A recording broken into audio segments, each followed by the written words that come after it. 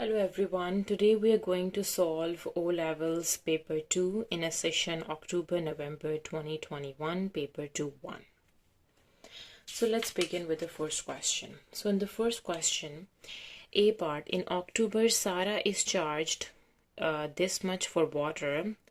A tax of 8% is added to this amount. Calculate the total amount Sarah is charged for water in October including the tax. Okay, the tax is 8%. So first we need to find what is 8% of this much bill, 84.25. Okay, so 8% of this would be 8 divides 100 times 84.25, right? Okay, so 8 divides 100 times 84.25, this would be 6.74. Okay, so this is 6.74. so this is the tax, so this much is the tax and the amount charged is this. So we need to find the total amount including the tax. So $84.25 plus the tax is $6.74, so it would be plus 84.25, so it would be $90.99, right? Okay, now in the B part, the table shows the rates that Sarah is charged for her gas and electricity supply. She is charged a fixed amount each day plus an amount for each unit used. So gas and electricity cost for 1 day and cost for 1 unit. So in the first part, Sarah uses a total of 690 units of gas in 30 days of November.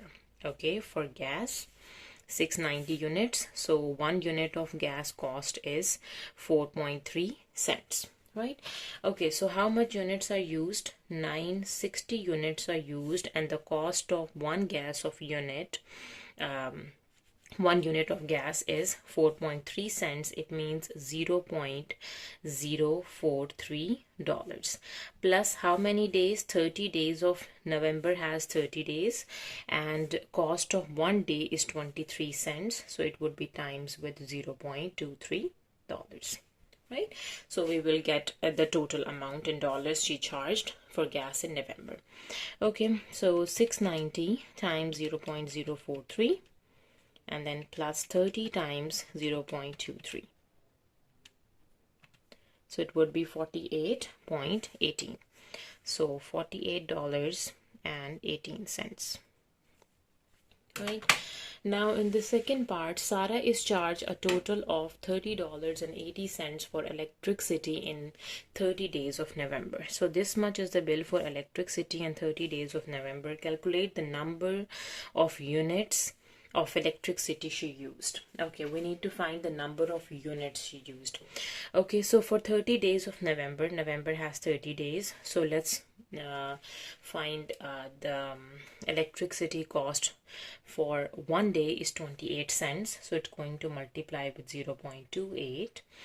so let me figure it out. So 30 times 0.28, it would be 8.4.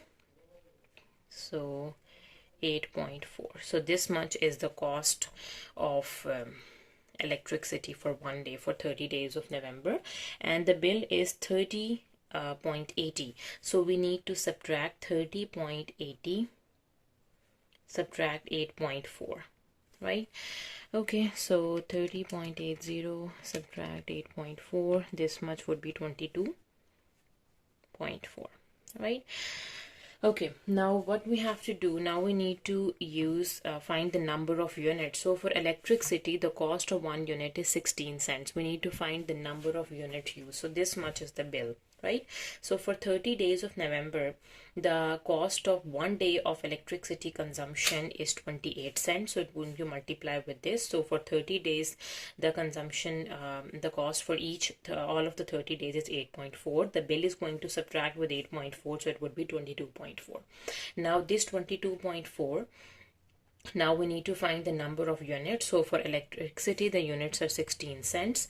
So we have 22.4 is going to divide with 16 cents, that is 0.16. So it's going to divide with 0.16. So the answer would be 140. So 140 units are consumed for electricity in November. Right? Okay, now for the next part, number C. The amount of electricity generated is measured in gigawatt hours. The table shows information about the amount of electricity generated in different countries. So countries are Australia, Japan, Spain, and Turkey. Electricity generated in 2010 and electricity generated in 2016. Right. So in the first part, we have calculate how much more electricity was generated in Japan than in Australia in 2016. So here 2016, we have a Japan and Australia. So Japan and Australia.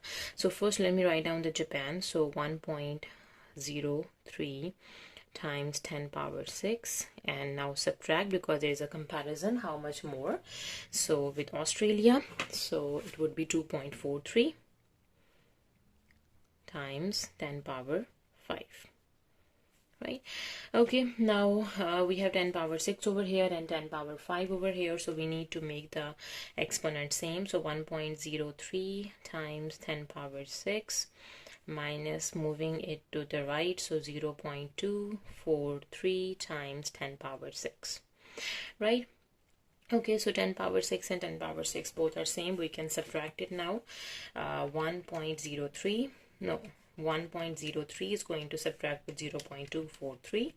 So the answer would be 0.787 times 10 power 6. So shifting this point decimal to the left, so it would be 7.87 times 10 power 5 gigawatt hours. Right? Okay, now for the second part, calculate the percentage increase in electricity generated in Turkey from 2010 to 2016. Okay, we need to find the percentage increase for Turkey from 2010 to 2016. Okay, so whenever we need to find the percentage increase, first we need to calculate how much is the increase, and then dividing by the original what is 2010, and dividing by multiply by 100. Okay, how much is increase? So in 2010 it is 2.03 times 10 power 5, and for 2016 it is 2.62 times 10 power 5. So 10 power 5, 10 power 5, it is same, so we can subtract it. So it would be 2.62 subtract 2.03.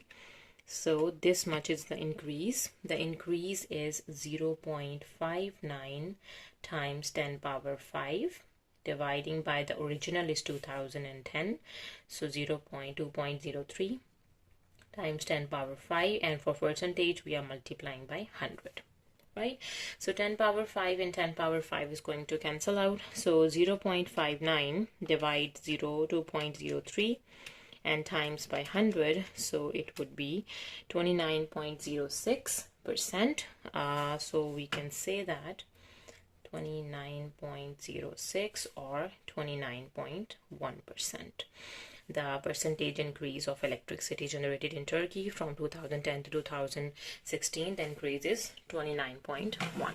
Right? Now for the third part, there was a 4% decrease in the amount of electricity generated in Spain from 2013 to 2016. Calculate the amount of electricity generated in Spain in 2013. Okay, so as we know from the table, we have given the information about 2010 and 2016. We don't know about 2013. Okay, we need to find from 13 to 16, right? If I can say that I have 2013 and then 2016, right? Okay, the electricity generated in 2013 for Spain, we don't know. Let's say it is X. Right? And for 2016 for Spain, you can see for Spain for 2016 it is 2.64 times 10 power 5. 2.64 times 10 power 5. right? Okay, and in the question we also know that there is a 4% decrease in the amount of electricity generated from 13 to 16, right? Okay, so if we can say that in 2013 the electricity generation is 100%, right? So from 13 to 16 the decrease is 4%. So 100% subtract 4%, 4% would be decreased, so it would be 96%. So it means this much is 96%, right? So for 2013 it is just 100%. So when it is decreased by 4%, so the electricity generation in 2016 is decreased by 4%, it would be 96%, would be this much, right?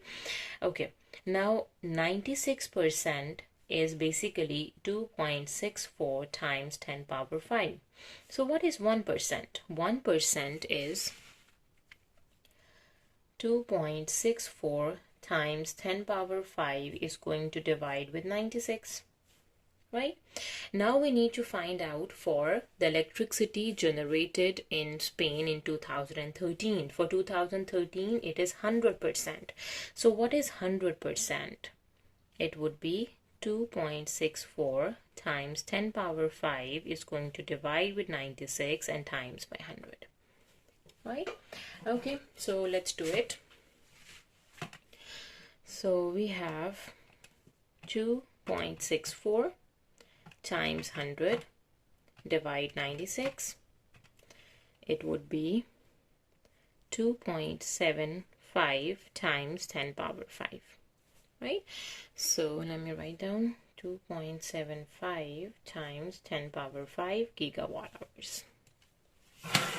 Okay, so we have done with question 1. Moving to question number 2. So in question number 2, A part, the table shows the number of exercise classes attended in 1 week by each of 80 members of the gym. Okay, so number of classes are 0, 1, 2, 3, 4, 5, and the frequencies are given. When you add them up, this would be equals to 80, right? Find the mod. So we know that mod is the most frequency. So which one is the most frequency? 29, and it is at 1 class. So the answer is 1.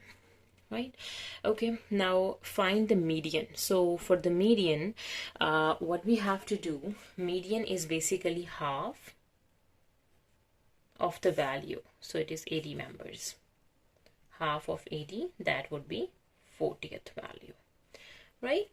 So if we can starting counting, so 10 plus 29, that would be 39. 39 plus 26, so here 40 lies. So at number of class 2, so at 2 the 40 lies at 2. Now for the third part, a pie chart is drawn to show this information. Calculate the angle representing 5 classes attended. Okay, so for 5 classes, so what is the frequency for 5 classes? The frequency is 2 and the total members are 80. So we can say 2 is going to divide with 80 and times by 360, because the complete circle is 360 degree, right? Okay, so let's find out the angle. So 2 times 360 divide 80, this would be 9. So it's 9 degree is the angle. Okay, moving to part B. Some members of gym were surveyed about how much time they spend at the gym. The histogram shows the time, t minutes, they spend on their last visit. Okay, so we can see the histogram. The horizontal one is the time in terms of minute and the vertical one is the frequency density, right? So for the first part, 30 members spent between 30 to 60 minutes at gym. Okay, so from 30 to 60 minutes, so 30 members. Calculate the number of members surveyed. We need to find the total number of members from 0 to 30, 30 to 60, 62. What is this? 62, this is 75. 75 and then 75 to 90 and then 90 to 120, right? So we know the formula that, if I can write it down over here. So frequency density is basically equals to frequency over class width. So here we need to find out, we have given the class width, we have given the frequency density. We need to calculate the frequencies, and then when we add them up, we will get the total members surveyed. So frequency would be equals to class width times frequency density. Right? Okay, so if we can say the frequency from 0 to 30, so what is about for 0 to 30? So the class width from 0 to 30 is from 0 to 30, 30 minus 0, the class width is 30. And what is the frequency density? Let me count it. So 1, 2, 3, 4, 5, 6. It is 0.6, right? So the first frequency is 30 times 0.6. So we have 30 times 0.6, that is 18. Right. Okay, so from 30 to 60. So the second frequency, F2, I say. So from 30 to 60, the difference between 30 and 60 is 30 again.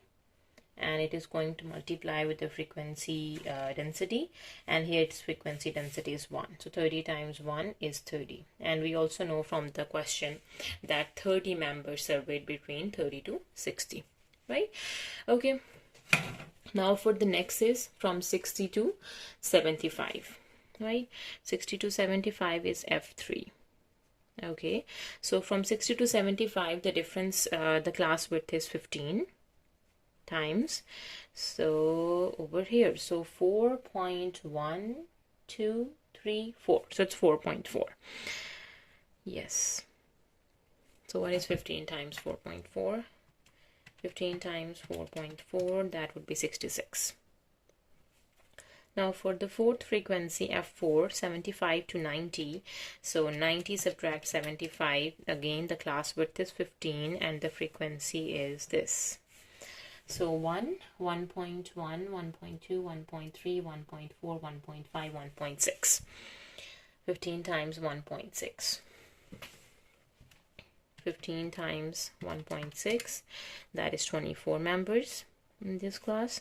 And the last frequency is F5, from 90 to 120. So 120 subtract 90, the class width is 30 again, times by, okay, so 0 0.1, 0 0.2, 0 0.3, 0 0.4, so it is 0 0.4. So 30 times 0 0.4, so that is 12. Now let's count them up, we will get the total members. So we have 18 plus 30 plus 66 plus 24 plus 12. So 150 are the total members that are surveyed. 150.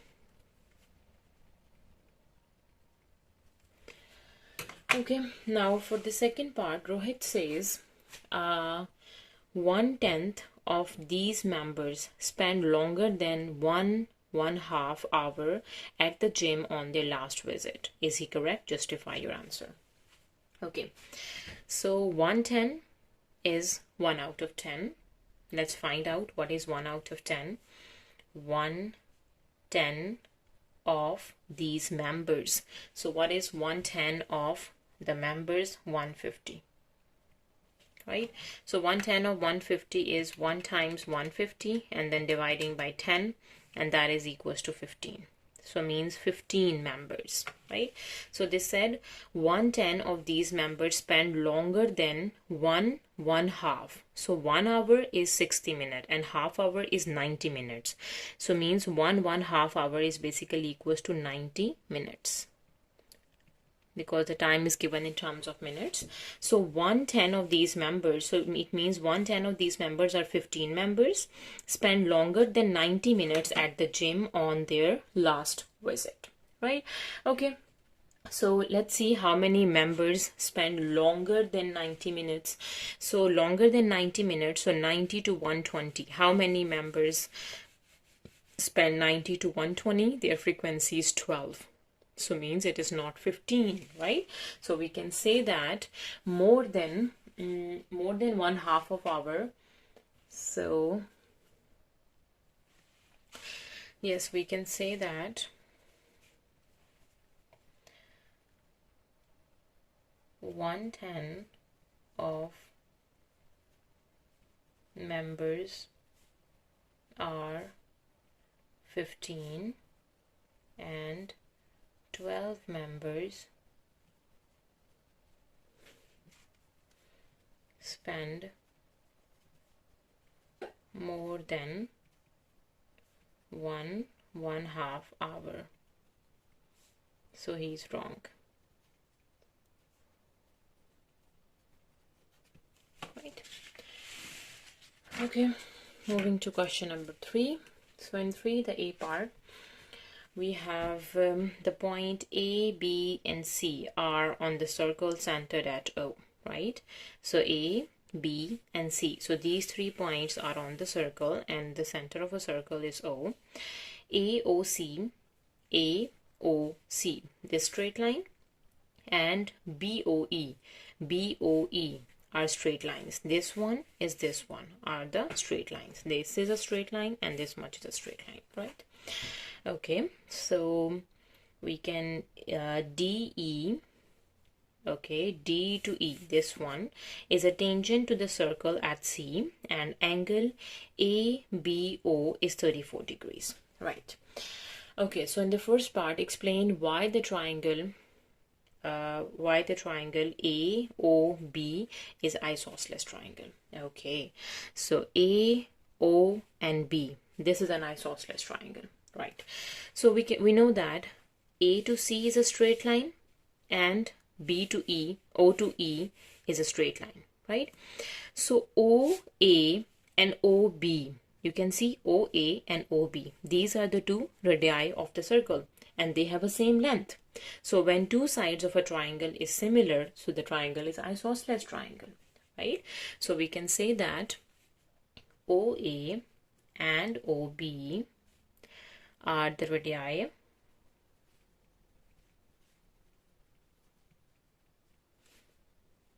of a circle. So both sides are equal. So both sides are equal, right?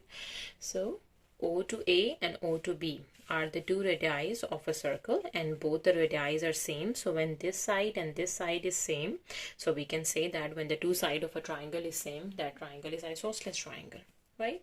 Okay, moving to the second part, we need to find angle BEC. Okay, B, so this is B, E, and C. Basically, we need to find this angle, right? Okay, so from the first part, we know that OB and OA, these 2 sides are same. It means angle B and angle A, both are same. This is also 34 degrees. Now, let's find out what is this angle O. Sum of all angles of a triangle is 180. So we can say that 180 subtract 34 degrees, subtract 34 degrees, we will get angle O, right? Okay, so we have 180 minus 34 minus 34. So 112. So this is 1, 1, and 2. This angle is 112.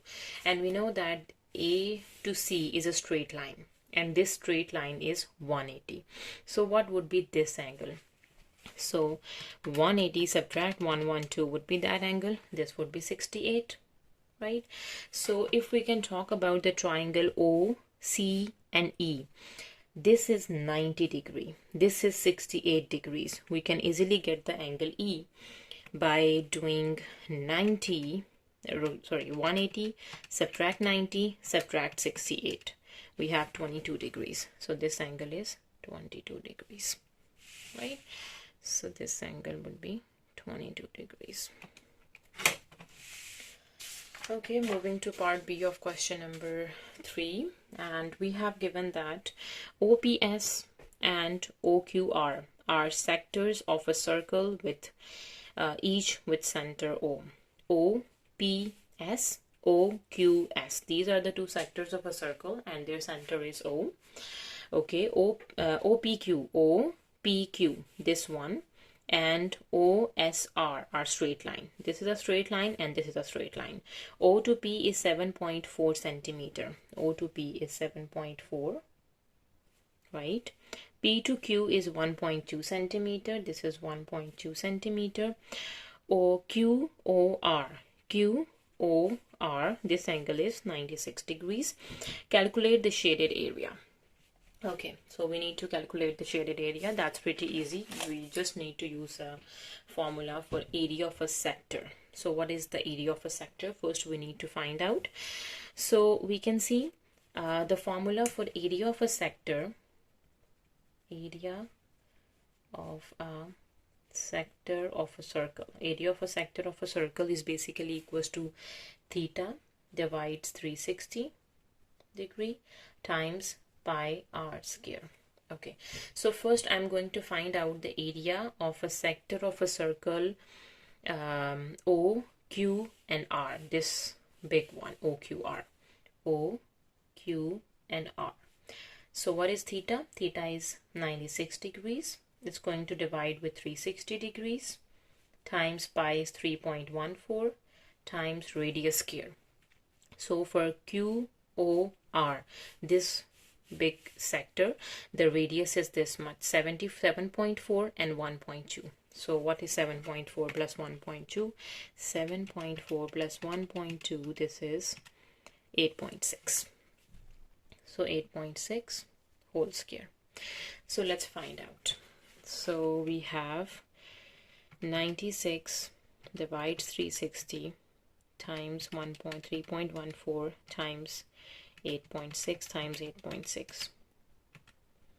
0. Let me do it. Okay, so 96 times 3.14 times 8.6 times 8.6, and then dividing by 360 degrees, that is 61.9.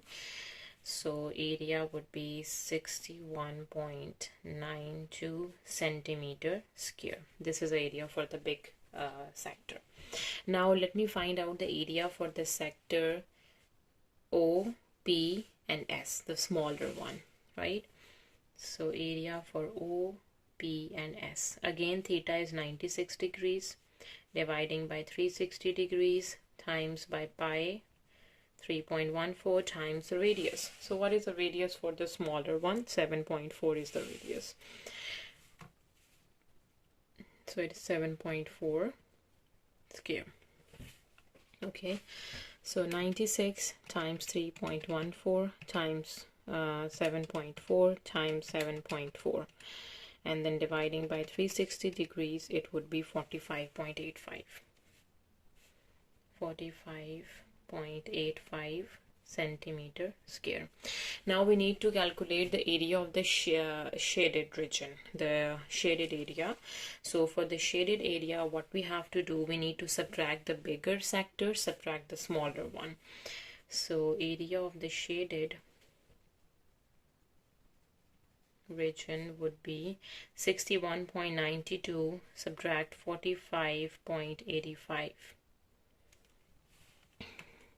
61.92 minus 45.85, this would be 16.07 centimeter square, or we can say that 16.1 centimeter square, right?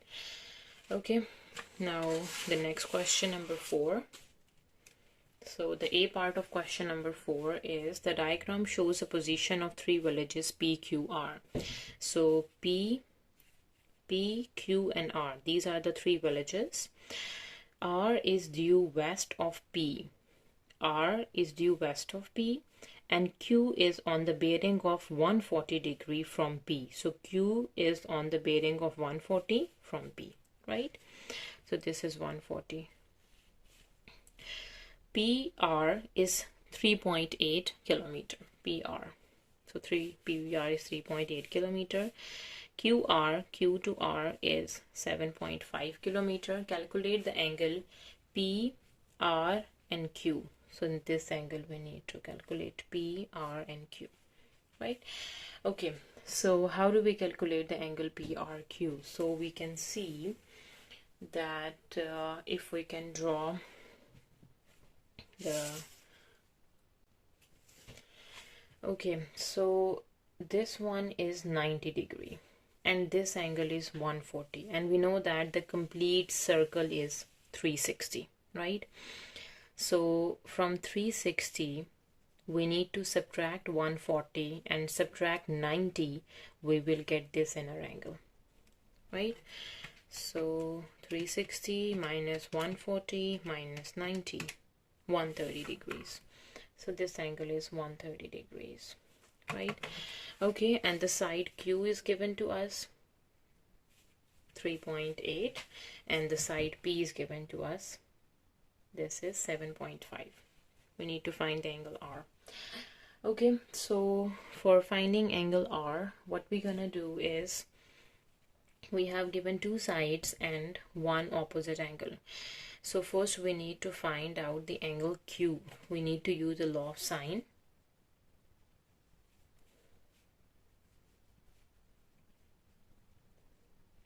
For finding angle Q. Why? Because we have two sides and one opposite angle is given to us. Okay, so what we do is we can say sine Q over Q would be equals to sine P over P, right? So Q would be equals to sine inverse of Q times sine P over P, right? So theta would be equals to sine inverse of, so what is Q? Q is 3.8. We have 3.8 is the Q times sine P, angle P is 130 degrees over side P 7.5, and we will get the angle Q. Yeah, okay, let me figure it out. So it would be 3.8 times sine 130 dividing by 7.5, doing the sine inverse, 22.83 is the answer. 22.83 is the angle Q. This is 22.83, right? Okay, so we have angle P, angle Q. We can easily find out the angle R by using sum of all angles of a triangle is 180. So we have 180 degree, subtract 130 degree, subtract 22.83 degrees, right? So it would be 180 minus 130 minus 22.83. The answer is 27.17. 27.17 degrees is the angle R. 27.17. Right? Now for the B part, work out the bearing of R from Q. Okay, so from Q, it means at Q, we need to draw the north line. So here is a north line at point Q. We need to calculate the bearing of R. So means from this north line, we need to calculate this angle till R, right? Okay, so this angle is 140. It means this much is 40 degree, right? So 40 degree, and here it is 22.83 degrees, and the complete circle is 360 degree. So what we're gonna do is 360 degrees minus 40 degrees minus 22.83 degree. We will get the bearing of R from Q, that is 297.17 degrees, right?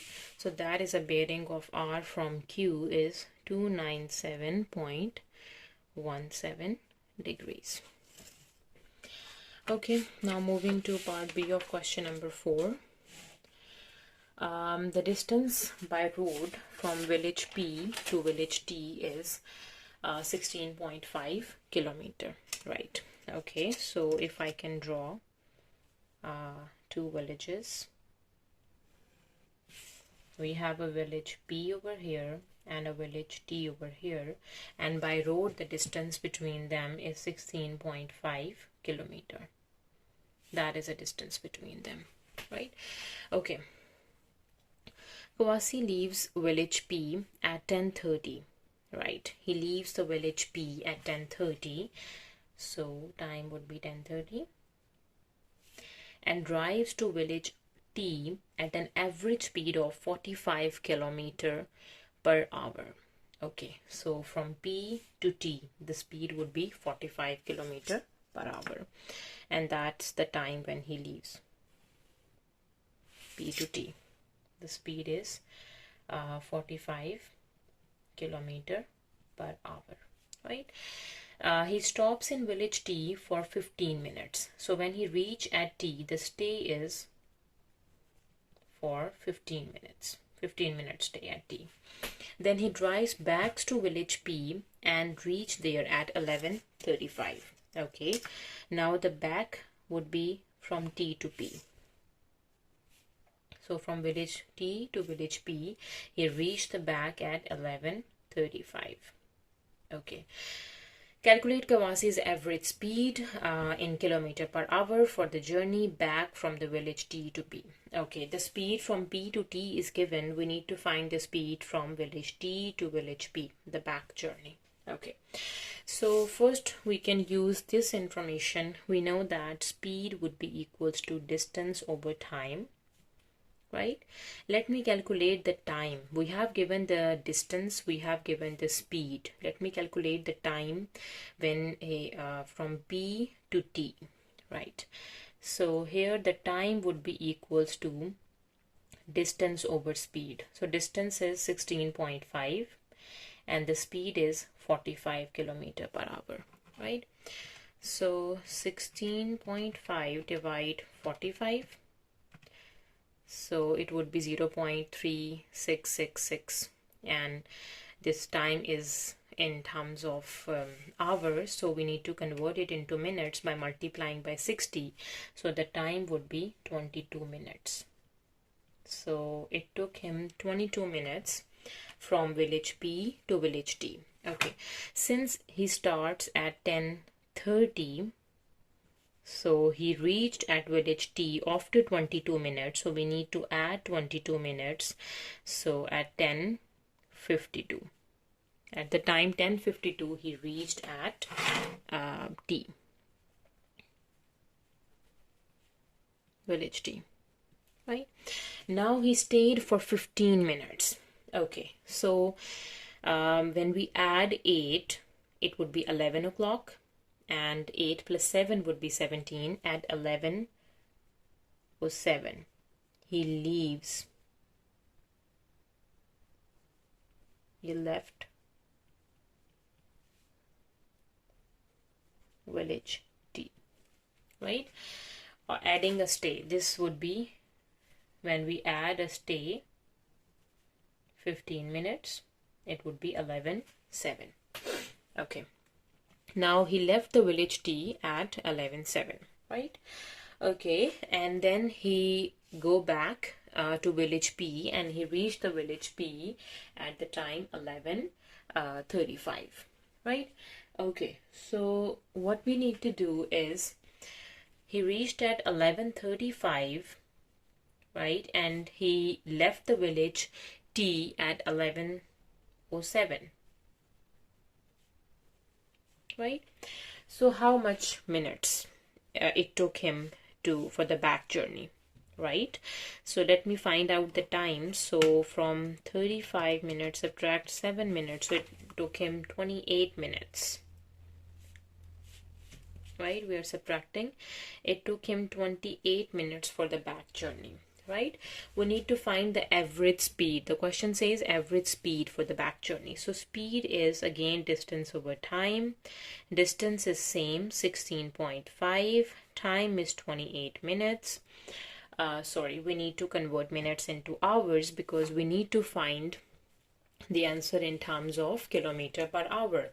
So this is in terms of kilometer in distance, and the time would be in terms of hours. So what we're gonna do is we need to multiply it by we need to divide it by 60.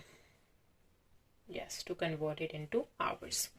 So it would be 16.5 times 60 over 28.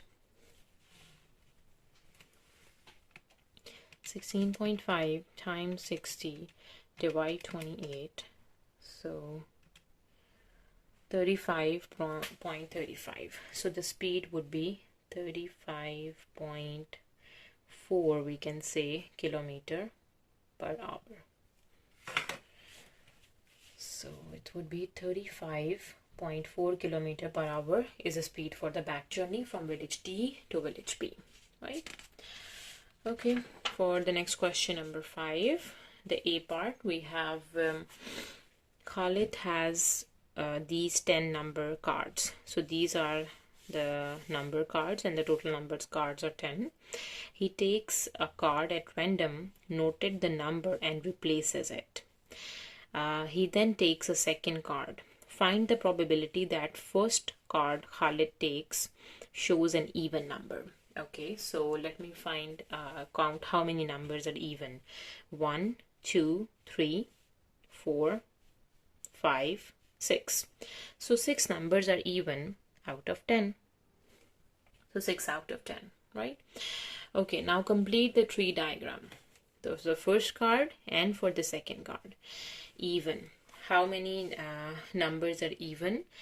So we know that from the first part 6 are even and the total are 10. And for the odd, let me count the odd. 1, 2, 3, 4. 4 are odd.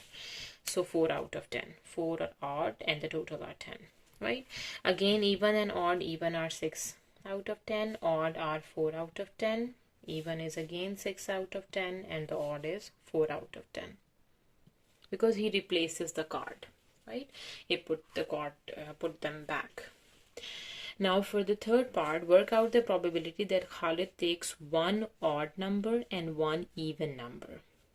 Okay, so for one odd number and for one even number, we have if one is even, one number is even. So if he took the even number, one number is even, it has two possibilities. It can be even or it can be odd. And one odd number, it can be even, it can be odd. So for one even number, it would be 6 out of 10 times 4 out of 10, right? Plus one odd number is again, we have 6 out of 10 times 4 out of 10. Right? Okay, so let me find it out. 6 times 4 is 24 over 10 times 10 is 100 plus 24 over 100. So 24 plus 24 over 100. So it would be 0.48, or we can say that 12 out of 5, 25. This much is the probability when he takes one odd number and one even number, because odd number is paired with even and odd, and the even number is also paired with even and odd, right? Okay, so for the B part, Basma has a bag containing 5 yellow counters, 3 pink counters, and 4 black counters. Okay, so first let me find out the total counters. So total counters are 5 plus 3 plus 4. So how much? 5 plus 3 plus 4, 12 counters. Okay. Now for the next, she takes 2 counters from the bag at random without replacement, right? 2 counters. It can be yellow, pink, or it can be yellow and blue, black. It can be black or pink, any. Find the probability that she takes 1 yellow counter and 1 pink counter. Give your answer as a fraction in its simplest form. Okay, so 1 yellow counter and 1 pink counter, right? So if we took 1 yellow counter, so yellow, how many are yellow? 5 are yellow, and total would be 12, right? Times pink counters, how many are pink? 3 are pinks, and how many are left? Because the question is without replacement. When he took 1 pink, the left would be 11. Right? So 1 yellow counter and 1 pink counter. So it can be an arrangement of yellow and pink or pink and yellow. right? So for yellow and pink, yellow are 5 and the total would be 12 times pink are 3 and the total left would be 11, right? This much plus. Now let's do the second arrangement, pink and yellow. So pink would be 3 and the total would be 12 times yellow are 5 and the total left would be 11, right? Okay, so let's do it. 3 times 5 is 15 over 12 times 11 is 132 plus 15 over 132. So 15 plus 15 is 30, divides 132, that is 5 out of 22. So 5 by 22 is a probability when she takes one yellow and one pink counter, right? Okay.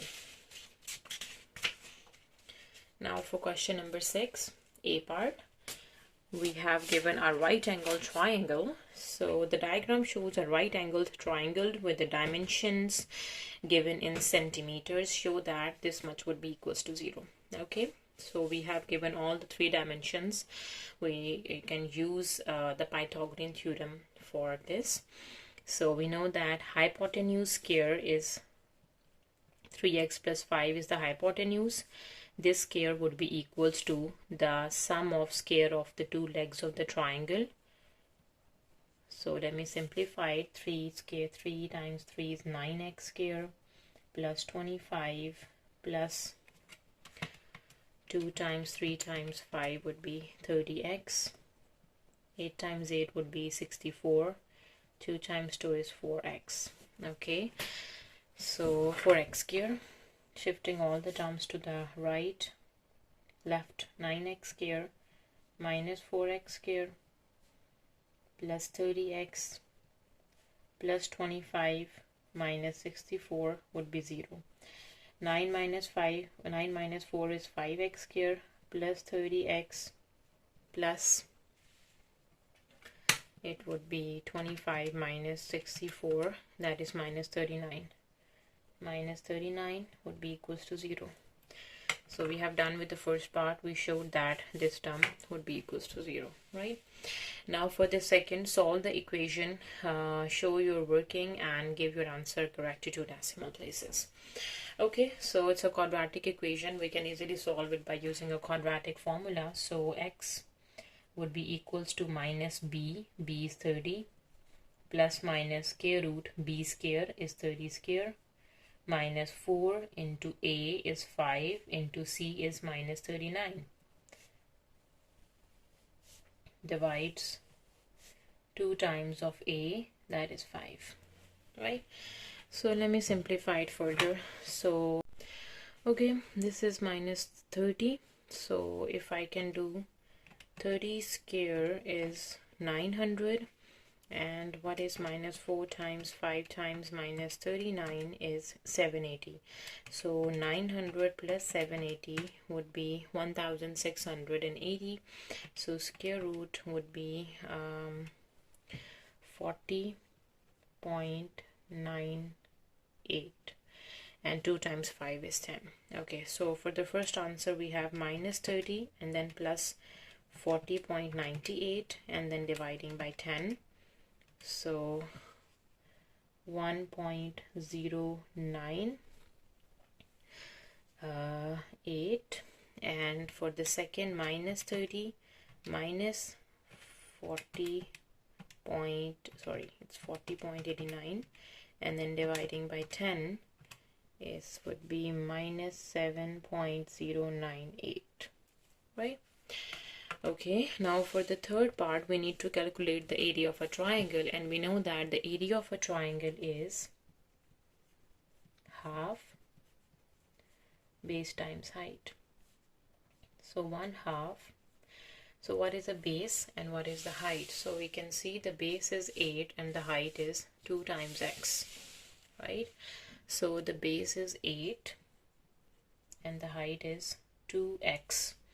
X, we are going to take a positive x because the dimensions always positive, dimensions never be negative. So times 1.098, right?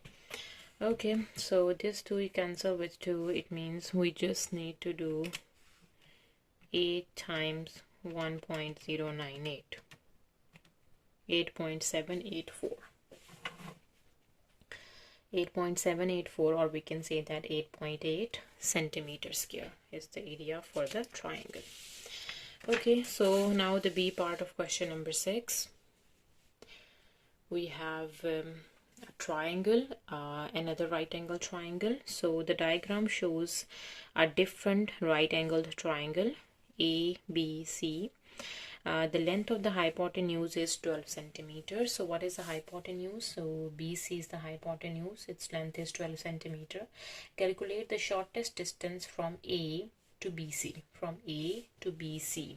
So we need to calculate the shortest distance from point A to BC. So the shortest distance from A to BC is basically A to D. This is the shortest distance, right? So AD is the shortest distance from A to BC, right? So basically we need to just work for AD, right? Okay, so this is a right angle triangle. If I can draw it like this way, ABC is a right angle triangle. Let me draw it correctly.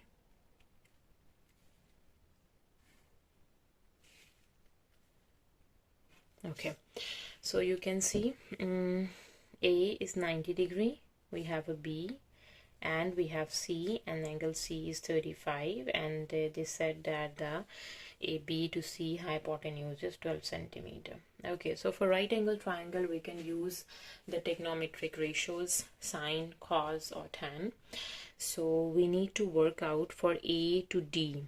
So what we need, you see, for AD we need A to C. We need to work for AC. Okay, so this angle 35. This side is the opposite, adjacent, and hypotenuse.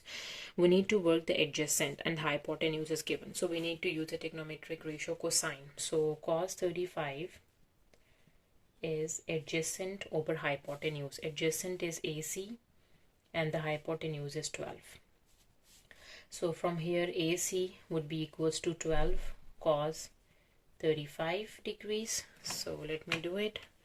12 times cos 35, a 9.8 to 9. So we can say that AC is 9.8 centimeter, right? So we got AC 9.8 centimeter, right? Now we need to work AD using this triangle. Now triangle ADC. ADC angle is 35 and 98 we know. Let me draw it separately over here. So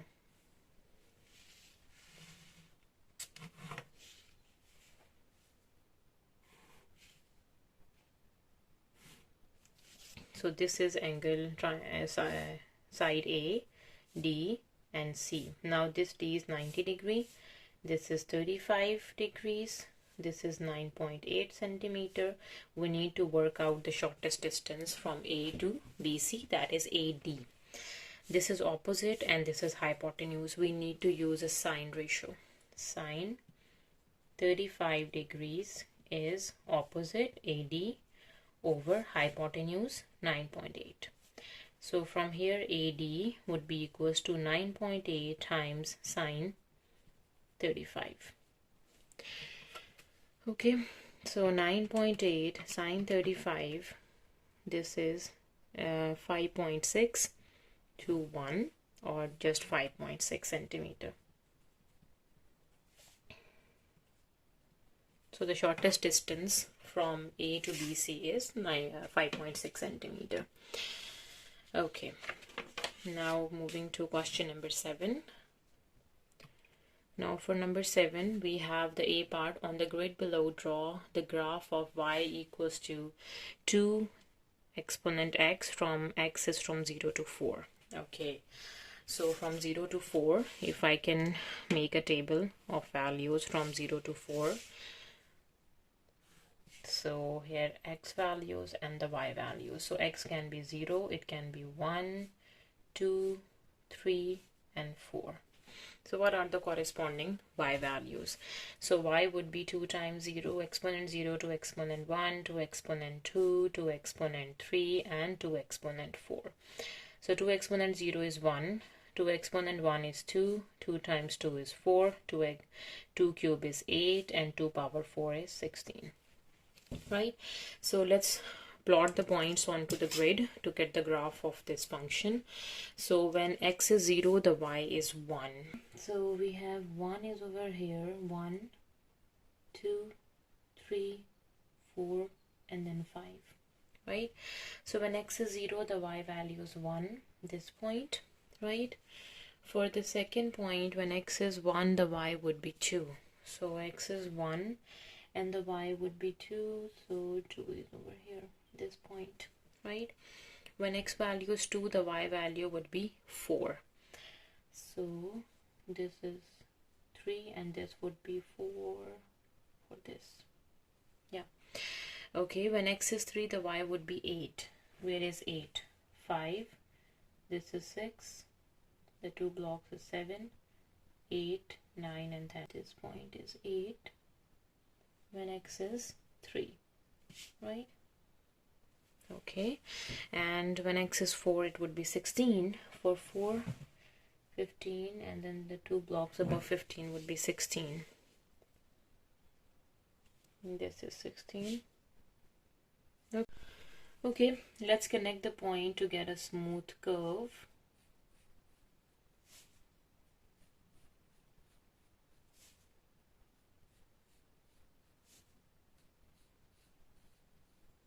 Okay, so this is a graph of a given function y equals to exponent x, right? Okay, now for the B part of question number 7, we have again given a graph of a function. So the diagram shows the graph of this function from x is -1 to 3. -1 to +3. Okay, so for the first part, by drawing a tangent, estimate the gradient of a slope at x equals to 0.5. Okay, now where is 0.5? So 0.5 is in the middle of 0 and 1. So first we need to find x equals to 0.5. So here is a point 0.5.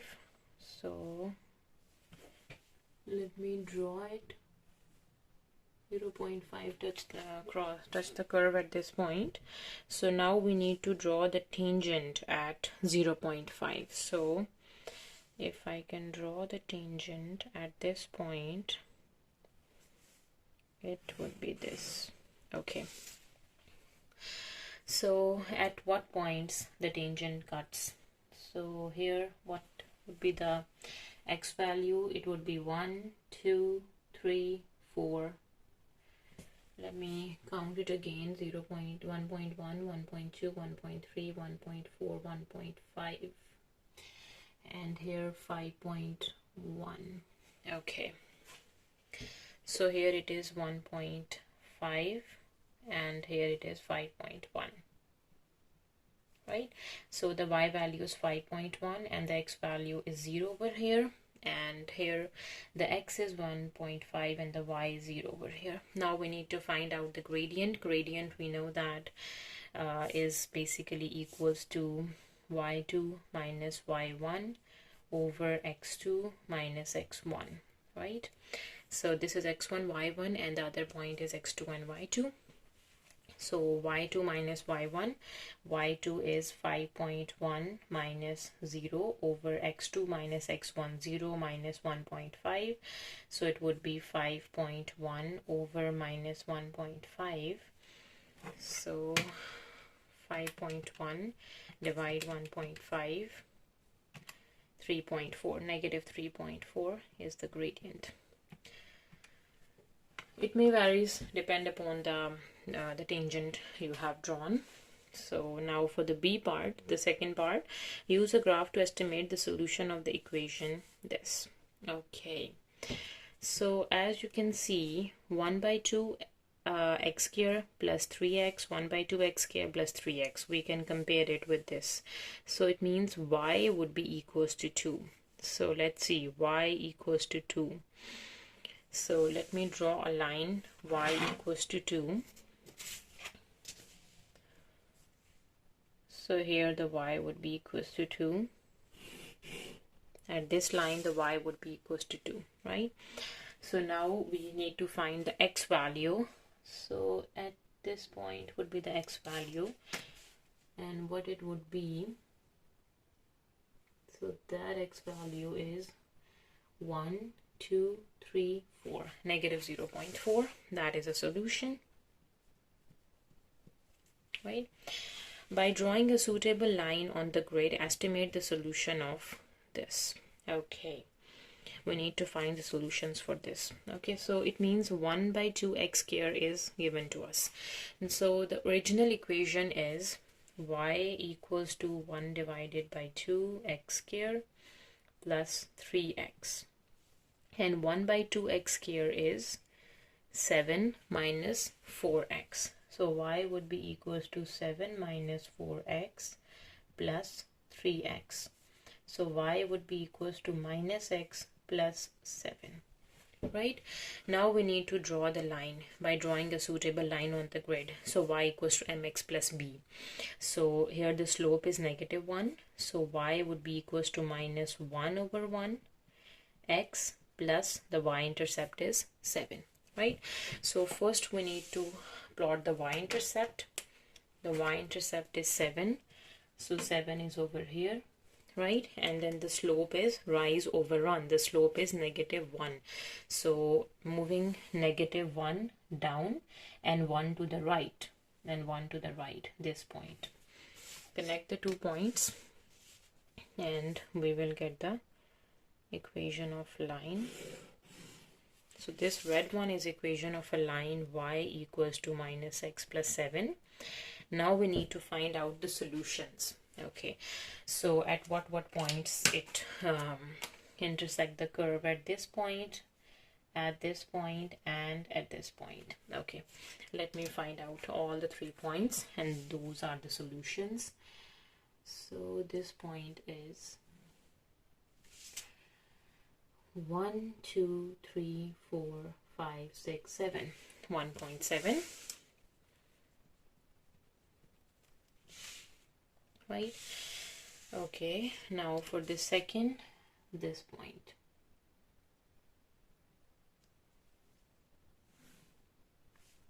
One, 2, 3, 0.3.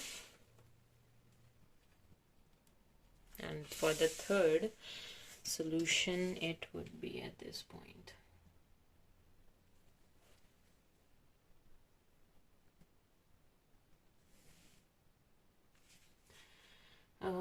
One, 2, and between 2 and 3, negative 0.25. Yes, so these are the 3 solutions. Okay, so moving to question 8. For question number 8, A is a point that is 2, negative 2 and 3, and B is a point 4, 5. Find the coordinates of midpoints of AB. So that's pretty easy. Using the formula for the midpoint formula is basically x1 plus x2 divides 2, and y1 plus y2 divides 2, right? So this is x1, y1, this is x2, y2. x1 plus x2 minus 2 plus 4 divides 2, and 3 plus 5 divides 2, right? Okay, so we have minus 2 plus 4 divides 2, that is 1, and we have 3 plus 5 divides 2 is 4. So 1, 4 is the midpoint of a line AB, right? So if I can draw the line A and B, so this is the midpoint M, right?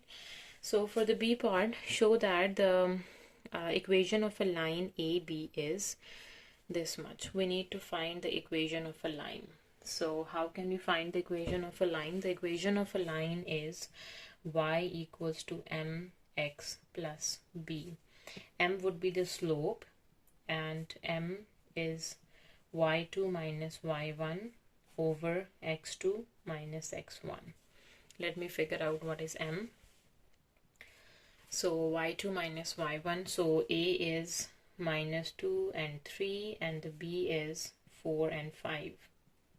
This is a and this is b.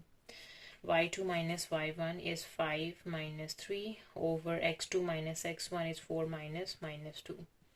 So 5 take away 3 would be equals to 2 and 4 minus is plus, that would be 6. So 1 out of 3 is the slope.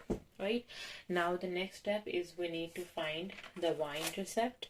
So for y-intercept you can use any point A or B, y-intercept, yeah, you can use a point A or a point B to get the y-intercept. I would like to use a point A, that is minus 2 and 3. So y is 3 equals to m is 1 by 3 and the x is minus 2 and then plus b. So 3 plus 2 by 3 would be equals to b. So what is 2 divided 3 plus 3? 11 out of 3, that would be the b.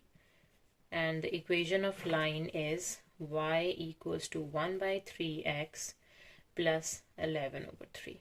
That is the equation of line AB. Find the equation of perpendicular bisector of a line AB. Okay, so if we can visualize it, if we have a line AB.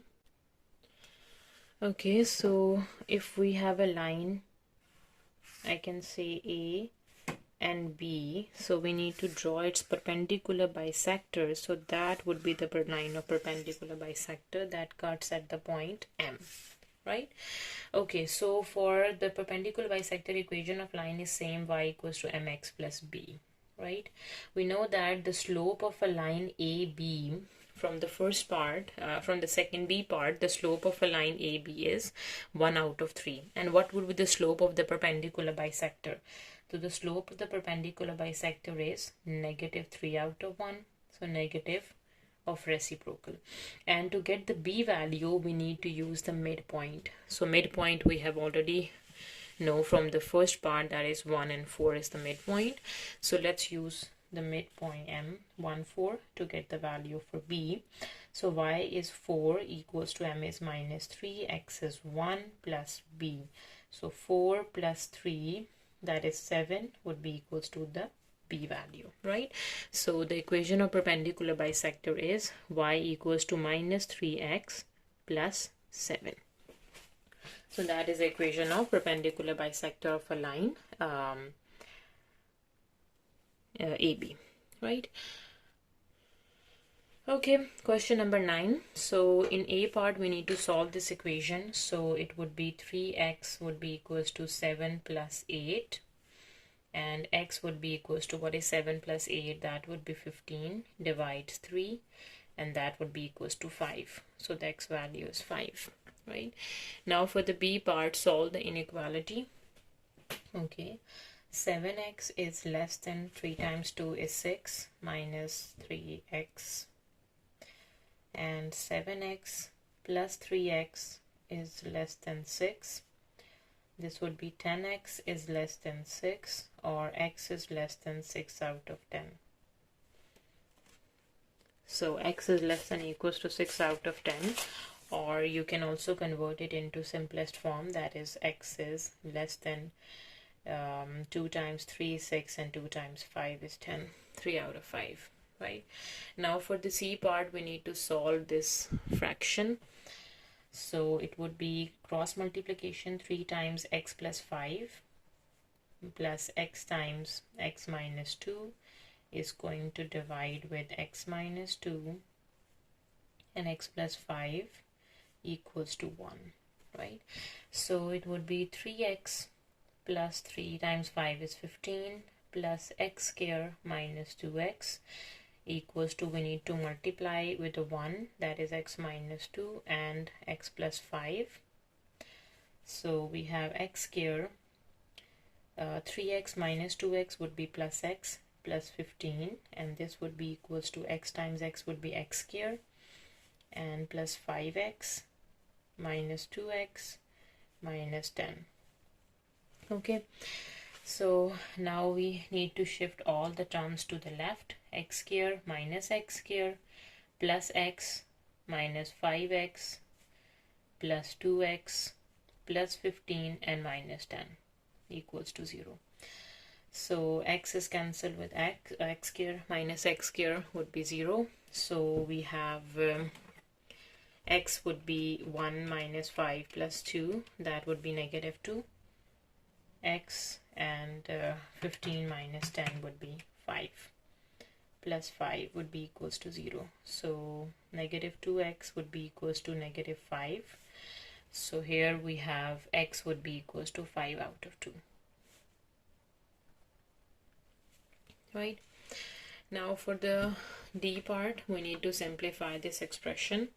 So that's pretty easy. So let's do a simplification. So we can see the numerator and the denominator both are in terms of the quadratic expression. So if I can take x common from these two terms, we are left with 2x plus 3, and let me take 2y common, so we have 2x plus 3, right? And the denominator, we can do a factorization of the denominator.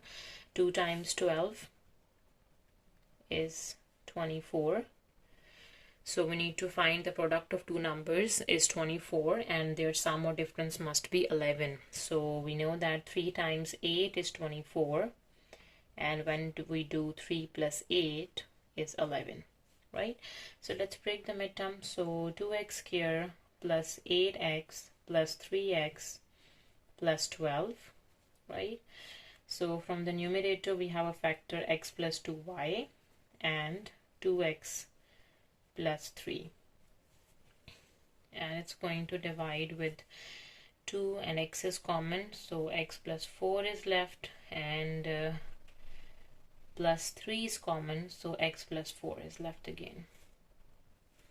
Okay, so for the next step we have the numerator stays the same, x plus 2y and 2x plus 3, and the denominator factors are 2x plus 3 and x plus 4. So the same factors we can cancel out, 2x plus 3 and 2x plus 3, and the simplified expression would be x plus 2y over x plus 4. So that's the answer for the D part. Okay, question number 10. A part, a cuboid measures 6.2 centimeter by 4.8 centimeter by 2.5 centimeter. Each measurement is given correct to the nearest millimeter. Okay, calculate the upper bound of the surface area of a cuboid. Okay, so we know the formula for the surface area of a cuboid. So what is the surface area of a cuboid? That is equals to 2 times length into width plus width into height plus height into length, right? So length, width, height, all the three things are given to us. We need to find the upper bound. So for the upper bound, what we need to do, so the length of the upper bound is 6.2. It would be 6.25. The width for upper bound is 4.85. The height for the upper bound is 2.55. Right, so let's substitute all these upper bound values for length, width and height into the surface area formula and find out the surface area of a cuboid by using the upper bounds, right? So it would be 2 times 6.25 times 4.85 plus 4.85 times 2.55 plus 2.55 times 6.25. Okay, let's do it. So 6.25 times 4.85 plus 4.85 times 2.55 plus 2.55 times 6.25 times 2, 117.235. So the surface area is 117.235 centimeter square, right? Okay, now for the B part, the volume of a pyramid is given to us, that is 1/3 times base area times height. A pyramid is also given to us. The diagram shows a squared base pyramid A, B, C, D, E. A, B, C, D, E. This is a squared base, means the base is squared, so all the four sides of the base is equal, right? Vertex E is vertically above X. E is vertically above X, right? The center of the square base, X is the center of the square base. The height of the pyramid E to X is 17 centimeters. So EX is 17 centimeter, that is given to us, and E to C is 19 centimeter. EC is 19 centimeter.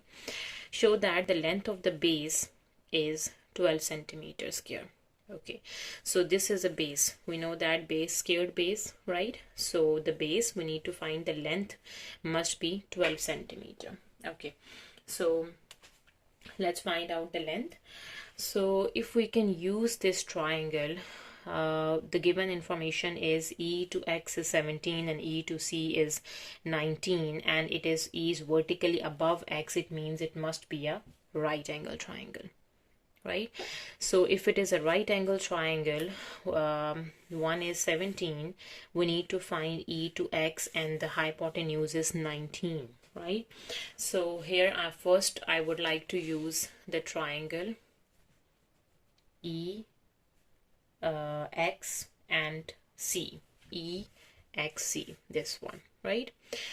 So applying the Pythagorean theorem, a hypotenuse square would be equals to sum of squares of the other two legs of the triangle. So it means 19 square would be equals to 17 square plus X to C whole square. We need to find XC, right? Okay, so now XC whole square would be equals to 19 whole square minus 17 whole square, right? So let's do it. So 19 square is 361 minus 17 square is 289. 289. Okay, so now 361 subtract 289 is 72. This is XC. Now for XC, we need to do the square root of 72, that is 6 square root of 2. 6 square root of 2 is X to C, right? So if X to C, this is 6 square root of 2, X to A is also 6 square root of 2, right? Now what is A to C? So we know that from A to C is A to X and then X to C. AX plus XC. AX is 6 square root of 2 plus XC is also 6 square root of 2. So it would be 6 plus 6 is 12 and square root of 2. So means this AC is 12 square root of 2, right? Okay. Now if we look at this triangle ABC, because since the base, it is a squared base, so means this angle B is also 90 degree, and the hypotenuse is AC, that is 12 square root of 2. We have already got it. So if I can draw this triangle separately, ABC, a right angle triangle, the squared base.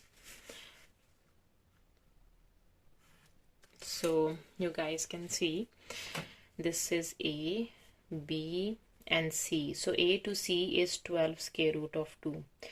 This is X and this is X.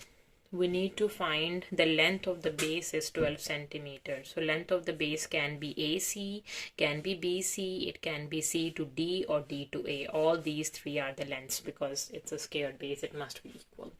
Okay, so on triangle ABC, I'm going to apply a Pythagorean theorem that x square plus x square would be equals to 12 square root of 2 whole square, right? Hypotenuse square would be equals to the sum of square of the other two legs of the triangle. So it would be 2 times of x square would be equals to 12 square, and then 12 square is 144, and then square root of 2 square is just 2, so times by 2 it is 288. It is going to divide by 2, so x would be equals to 14, x square would be equals to 144, and x would be equals to square root of 144. So the square root of 144 is again equals to 12. So x is 12, and this x is basically the length of base, 12 centimeter. So we have proved that the length of the base is 12 centimeter. Okay, in the second part we need to calculate the volume of the pyramid. Okay, so in the B part we have given the formula that the volume of a pyramid is half base area and then the height. So if the volume is half, not, it is 1/3 times the base area. The base area, since it is a squared base, right? So the area of a square is side times side, and all the four sides are 12. So it means the squared base area is 12 times 12. And we need to get the height. So what is the height? Height is 17, that is given to us. So times by 17, right? So it would be 12 times 12 times 17, and then dividing by 3, 816. 816 centimeter cube is the volume of a pyramid. Now for the last part we need to calculate the angle CBE. Okay, let's go back and let's find where is CB and E. CBE, this angle we need to measure. Okay, so C, B and E. E to C is 19.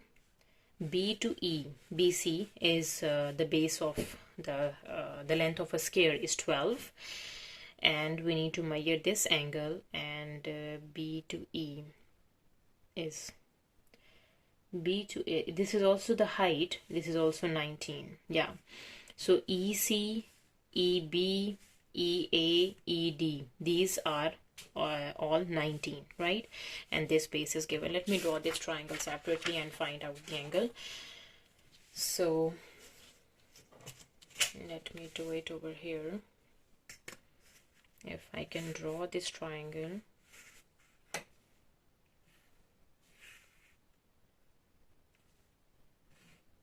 okay, so B, C and E.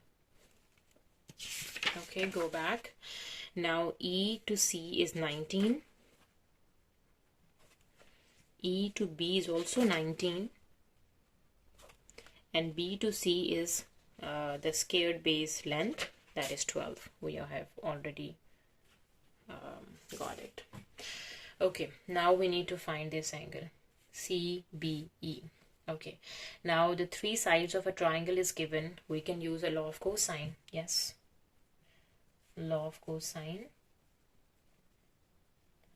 for finding the angle B. So it means B square would be equals to C square plus E square minus 2CE cos B.